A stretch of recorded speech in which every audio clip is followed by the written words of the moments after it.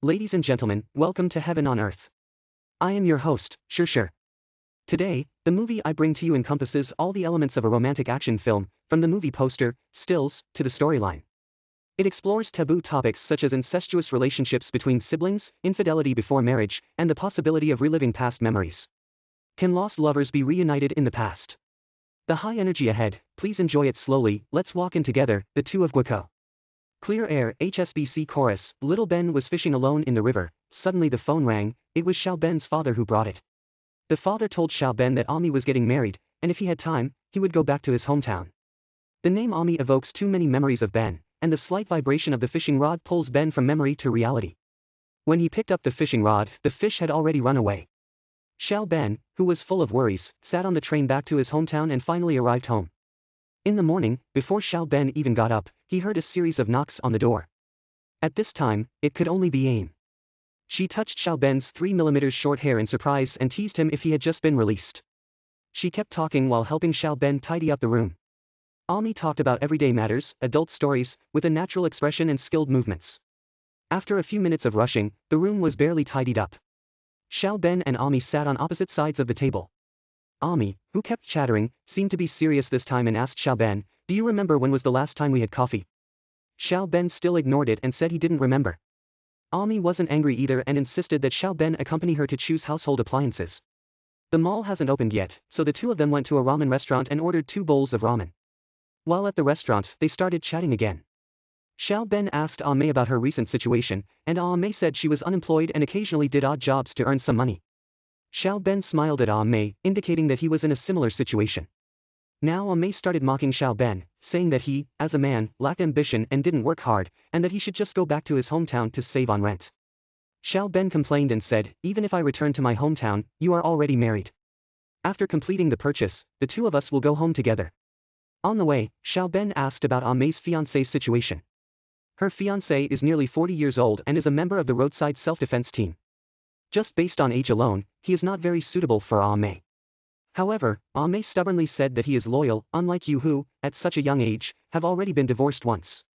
This statement clearly angered Tian, and the two remained silent until they arrived home. Once they were home, they swept away the awkwardness and happily enjoyed a sumptuous afternoon tea together. Ami showed off her cooking skills. It still felt familiar, it still had the familiar taste. In the afternoon, Xiao Ben rested downstairs while Ami went upstairs to tidy up things. It had been a while, but Ami still hadn't come down. Xiao Ben went upstairs. Ami, who was waiting there, told Xiao Ben that she had found something good and wanted to share it with him. It turned out to be a photo album, filled with black and white photos of the two of them. At that time, Xiao Ben was 25 years old and Ami was 20 years old. It's more like a collection of photos of the two of them in very close poses. Xiao Ben seemed uninterested in the photos and casually said that they should have been thrown away long ago. However, Ami picked up the photo album and flipped to the passionate photo at the mouth of Mount Fuji. This was Ami's favorite photo. That day, Xiao Ben got drunk and shouted that he wanted to jump into the volcano to die for love. After the passion subsided, Xiao Ben stabilized his emotions and took the photo. After watching the photos, things were also packed. After installing the TV, Xiao Ben seemed to have no need to stay. Ami sat on the sofa, beckoned Xiao Ben to come and sit together. Xiao Ben hesitated slightly, which caused Ami to be dissatisfied, vigorously slapped the sofa. Xiao Ben had no choice, had to sit next to Ami. Ami's hand rose uneasily, slowly reaching out to Xiao Ben. She asked Xiao Ben, "Are you afraid?" "I'm not afraid, but I'm leaving." Ami wants little Ben to stay with him, not waiting for little Ben to react. Ami's mouth has been stabilized with little Ben. The brain does not respond, does not mean that the body does not react. Little Ben's hand has skillfully stretched out Ami's lower body, or a familiar feeling, or a familiar size. A pair of old acquaintances, passionate like fire, sweating profusely. After the passion, Ami told Xiao Ben that she wanted a child, but she found out that she had uterine fibroids and the possibility of getting pregnant was very low. Sex is like taking drugs. Once you have the first time, you become addicted. The next day, Xiao Ben couldn't suppress the impulse in her heart. She rushed to Ami's house and roughly pushed her onto the table. She let herself go, while Ami said, "Don't," with her mouth. Her body was honest. The two embraced and slept together again. After watching, the two of them naturally became hungry. Ami took Xiao Ben to a pork liver restaurant, which is Xiao Ben's favorite. While Xiao Ben was eating, Ami said, "We can't do this anymore. We agreed it would only be once." However, Xiao Ben didn't admit it. In fact, Xiao Ben didn't want to ruin Ami's wedding. It's just that once this kind of thing starts, it's difficult to stop. May's fiancé won't be back for another 5 days. Come on, indulge, anyway, there's plenty of time.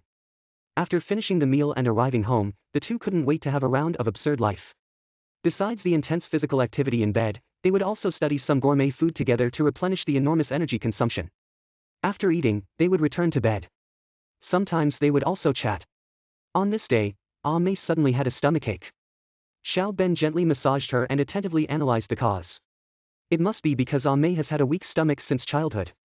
Coupled with the fact that the exercise is too intense in the past few days, in the face of the warm little Ben, Ami is confused. If you face your fiancé, you will never be able to say anything like diarrhea. Xiao Ben comforts Ami that you will be the closest relationship in the future, so time will solve everything. Ami still said that she could only truly relax in front of Xiao Ben. After all, they grew up together and were cousins. They both realized that they couldn't be without each other and started to crazily demand things from each other. In the wind, in the rain, in bed, in the hotel, on the street corner, in the car, they talked about everything, including the reasons for their breakup, Xiaoben's ex-wife, and the emptiness and idleness they feel now. On their last night, Xiaoben even crazily wanted Ami to give him a child, but Ami naturally refused. The next day, Xiaoben woke up and found that Ami had already left. Xiaoben looked at the letter, ate ice cream, and thought that maybe they would only meet again at the wedding. However, things didn't develop that way. Ame's fiancé had to temporarily postpone the wedding due to an urgent task. Xiaoben worriedly called Ame because she was afraid that their situation had caused the current outcome. However, Ame told Xiaoben that her fiancé seemed to no longer want to get married, so the two of them got back together. Ami found the poster that Xiaoben sent to herself, a beautiful picture of Mount Fuji. Pointing at the poster, she said, "Mount Fuji, which erupts once every 300 years, is about to erupt again. I wonder what will happen after the volcano erupts." Xiaoben replied, "Let's talk about the future later. Right now, I just want to be with you." Ami's heart was touched by these romantic words. The two of them started a peaceful and harmonious life once again, leaving everything to their deepest desires. However, the volcano did not erupt as expected, and the two easily lay on the bed together. Xiaoben once again asked Ami to have a child for him. This time, Ami did not refuse. The two of them passionately embraced each other, giving their all in their remaining years. The film ends with a scene of a volcanic eruption. Eiga Gaijutsu magazine, Japan's oldest film magazine, selects the top 10 films of the year every year. In 2019, The Two at the Crater ranked first.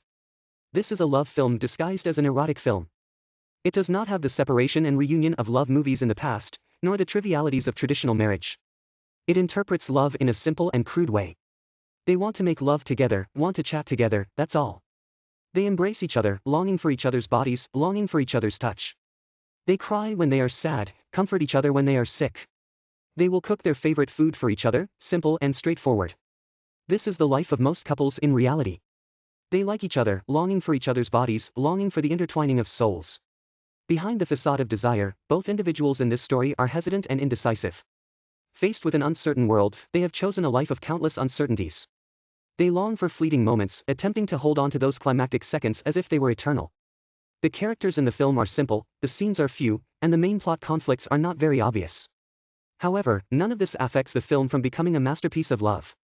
Love is actually very simple, and all we need to do is seize the present moment without any regrets. Although the film may seem decadent, it is filled with genuine emotions. I highly recommend watching the original version. Thank you all for your attention to Heaven on Earth. I would like to express my gratitude to all of you in real time and welcome you to visit again next time.